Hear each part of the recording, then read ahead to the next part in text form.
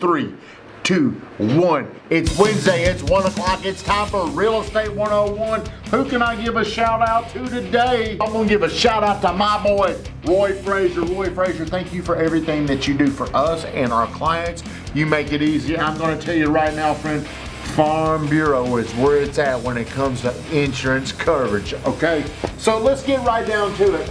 Don't have anybody in here with me today. It's hot. It's real hot. Show them, Nick, what are they doing right now? Hey, things go out, you deal with it. So what, now what? What are we gonna do about it? We're gonna move forward. There's nothing we can do about it. What I'm gonna talk about today, I'm gonna talk about the seller timeline. Whenever you sell a house, see, I don't think sellers understand this. They don't understand that they have the most leverage. If you're selling your house, this is the day that the contract comes in, this is the finish line, this is closing. Can you see this, Nick? Yep. This is the closing date. This is the day you're contracted. This is the day we list. Right here's when the sellers have the most confidence. This is when they feel the best. They think things are easy. We've identified a list price. They're probably high. But once they get a contract on it, they feel like we were right. We got what we wanted. We feel good about this. The deal is over. That's what they're thinking. They think once they get the contract, the deal's over and they can relax. They can start counting their money. They count their little chickens a little bit too soon because things start happening from here. Let's say day 0 is the day it's under contract. It closes 30 days later. You follow on what I'm saying? Now here's what you need to know, Van Grotten. The closer you get to day 30, the more risk the seller has. You know why? Because the buyer's in charge. Right. They can say, we ain't doing it. What if day 27? How much do you think has happened for this person in their home between day 0 and day 27? What do you think the sellers have done? Not much. You don't think so? Have they started packing up? They packed. They're getting ready to move. Have they probably bought another house by now? Maybe. Yeah. So let's say they have packed. What have they done? They've packed. They put a down payment on some other place. Or packed. Closed another place. They've got a new home. Man, my stuff ain't no good. What the hell? I don't know if that's the problem or not. It might be because it's wet. They packed. New home.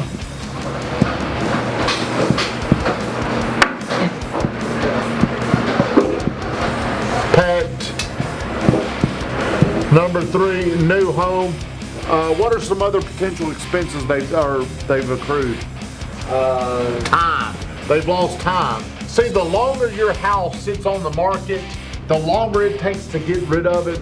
The certainty from the day it comes on the market, it looks like this. Right. Like day 60, a lot of people are uncertain to buy your house by now. Right. The best way to get top dollar for your house is selling within 7 to 14 days.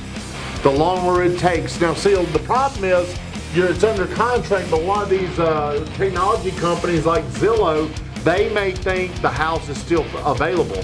So what they're saying is, man, that house has been on the market a while. Something's wrong with it. It's overpriced. So the first obstacle you're going to come up to is within 10 days, you're going to have a home inspection, okay? This is where the buyer's going to start getting into your pocket. I'm going to go out, I'm buying your house, Von Grafton. You are celebrating because you feel like you sold your house and you've got this money, okay? Well, I go out there, I feel like I've overpaid for your house. And from day 0 to day 10, I've been thinking about this. In my mind, tick, tick, tick, things are ticking. Damn, should I have done this? Am I overpaying?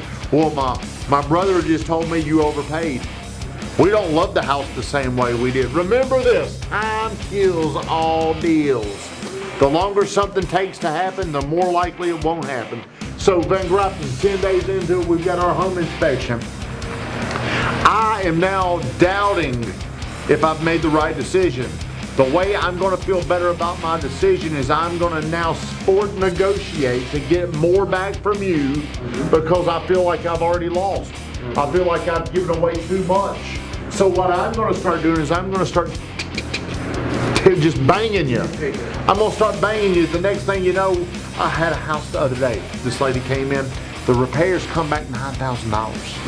For them to sell this house, it's $9,000. Okay?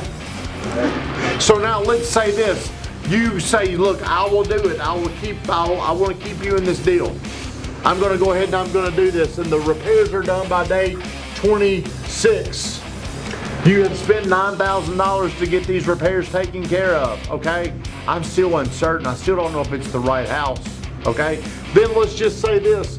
Well, then 14 days, the appraisal comes in. And you know what the appraiser said? Dude, it ain't worth that much. You're $4,000 heavy. So now I'm calling you back after you've told me, hey, I'll fix all this to keep you in the deal. Now I need $4,000 more from you. I keep on and I keep on. Now we've got $13,000. You've got $13,000 that you've given me. You've moved out, you've bought another house, you've put a down payment over there, you've committed, the family's looking forward to it, you're emotionally invested in getting out of your house and getting into the new house. Well, here's what people don't understand in a loan approval. Whenever you're back here and you're getting pre-qualified, here's how you get pre-qualified. I'm going to call you up. Make sure you're paying attention. Back up. I'm gonna call you. Don't trip. I'm gonna call you and I'm gonna give you my information. Okay? And then you're gonna take my information that I gave you. You're gonna take that information. You're gonna plug it in. Okay? And then you're gonna gather more information. Well, this information will not be presented to the underwriter until probably 72 hours before we close. And then guess what?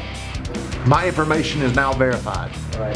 So after you've agreed to do all this stuff, the underwriter does a little check and she found out I didn't tell y'all that I'm not paying child support. I no longer qualify for the loan, and we find out right here, this seller, the last 72 hours is the most dangerous time. You need to be aware of that. And I don't know if anything can prepare you other than being prepared for anything it could happen. You've got to know that. So as you're negotiating through here, the day you get the contract, it ain't over until we close. Right. The most dangerous time that you're going to have is the last 72 hours. But most sellers are not even aware that during this time they're really flying in a no-fly zone. They don't even know how dangerous it is. Pay attention, sellers.